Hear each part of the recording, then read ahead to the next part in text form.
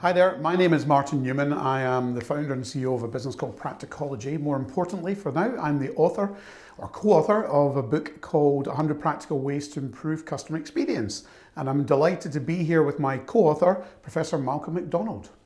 Hello, I'm Malcolm McDonald. I'm a professor of marketing at 6 of our top business schools, and I'm delighted to be co-author with Martin Newman. So Malcolm, throughout our book, you frequently refer to marketing segmentation as the bedrock of successful marketing strategy. Can you explain what you mean by that and why it's so important? Well, I've got 127 scholarly references, Martin, that prove that needs-based market segmentation is directly related to long-run profitability. And a recent Harvard Business Review article talked about 30,000 new products launched in America, and 90% of them, 90% failed because of poor or inadequate market segmentation. And when I talk about market segmentation, I don't mean the stuff that's taught on so many courses about socioeconomics and demographics and geodemographics. I mean, that's absolute rubbish. I mean, if you take socioeconomics as an example, Ozzy Osbourne and Prince Charles are both socioeconomic group A, but I don't think they behave the same. And maybe they do, I don't think so.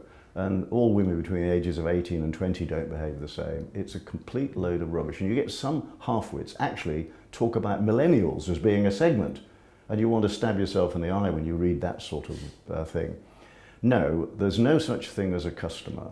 Never has been. There will be 6 or 10 segments in every market, no matter what the market, and they're all different. They all behave differently. The other thing is, very quickly, there's no such thing as a rational customer or consumer. I've even got medical evidence to prove that. I've never met a rational consumer in my life. So the secret, Martin, of the points I keep making is that you've got to segment your market. You've got to choose 2 or 3 of them that you're going to understand in depth, and you're going to brilliantly serve those 2 or 3 segments. Trying to serve all segments results in average service that delights no one. Yeah. Trying to be all things to all people, basically. Absolutely right. Satisfying no one. Yeah. You also frequently refer to the value proposition development, branding and positioning at the corporate level. Why do you think that's important?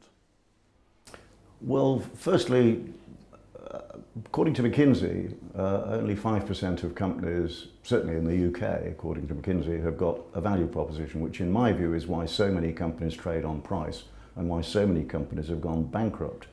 And you know, the truth is that most successful brands, no matter what domain you talk about, most successful brands like Purcell and Coca-Cola and Mercedes and BMW, long-standing successful brands, they stand for something. And one of the problems you've got is that, particularly in retail, for example, for those old enough to remember Woolworths, for example, it used to be an exciting cornucopia of cheap things.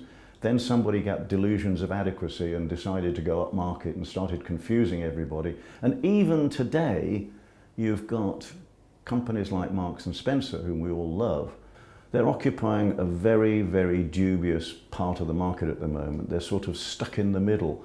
Nobody's quite sure what they stand for anymore. They used to be an aspirational brand serving the needs of 2 or 3 segments. Now they've expanded the range.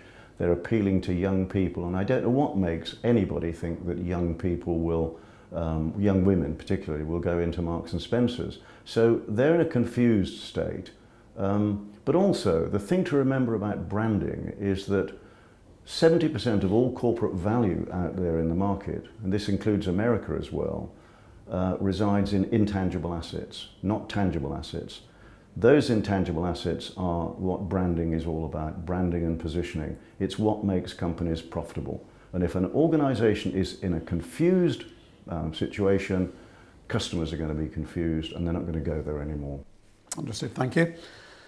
What do you think is meant by the phrase customer-centric transformation, and why do companies, and in particular retailers, have difficulty achieving this?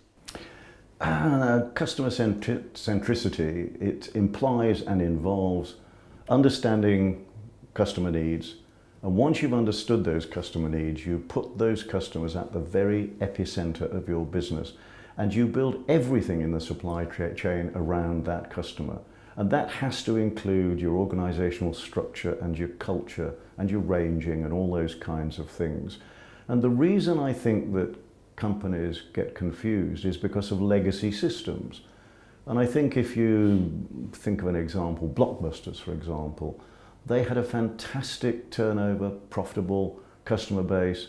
And when when people started to want to buy online, they had directors who were determined to defend the retail stores, and they lost the opportunity. Instead of embracing both, they were too late, even though all their customers loved them. So that's a typical example, and there are lots more that we've seen since then. So KPIs, Martin, because you wrote the bit in the book about thousands of KPIs that retailers have got, but those KPIs don't reveal anything to do with insights about customers. Absolutely. And the last point I want to make, and I'll make this brief, is it's not just legacy systems, it's financial husbandry, which seems to have taken hold. And there's one famous example, and I'm sure you don't need me to name the supermarket, but when profits started to fall, they started to cut costs. They started to reduce staff, the stores started to get a bit tacky, then they started screwing their suppliers, and that led to the horse meat scandal and prosecutions. I call it anorexia industrialosa, an excessive desire to be leaner and fitter, leading to emaciation and eventually death. It doesn't work. Yeah. So the accountants have got a lot to answer for as well. Indeed. Do you have any views on what's happening on the high street and what the future holds for retailers? What are your thoughts on that? Well, it's quite clear that overheads are going up, and you've got this movement to online, and of course you've got minimum wages and things like that. But we must remember that only 16% of purchases are online. And just think about the opportunities for retailers. And if you look at some of the successful stores, I wrote some down on the way in this morning. You've got Primark, you've got B&M, you've got JD Sports Fashion, you've got Superdrug, you've got Poundland, you've got Screwfix, you've got Oliver Burness, you've got Joules, and so on and so forth. There are lots of successful retailers out there who focus on customers, put the customer at the center of the business, and if you do that, you're going to be successful. I think, personally, the future of retail is bright. And you've just got to manage successfully that inevitable mix between online and offline. But much more importantly, you really have to focus not on some mythical average customer. You've got to decide who your customers are, and you're going to have to delight them and make a visit to a retail store worthwhile.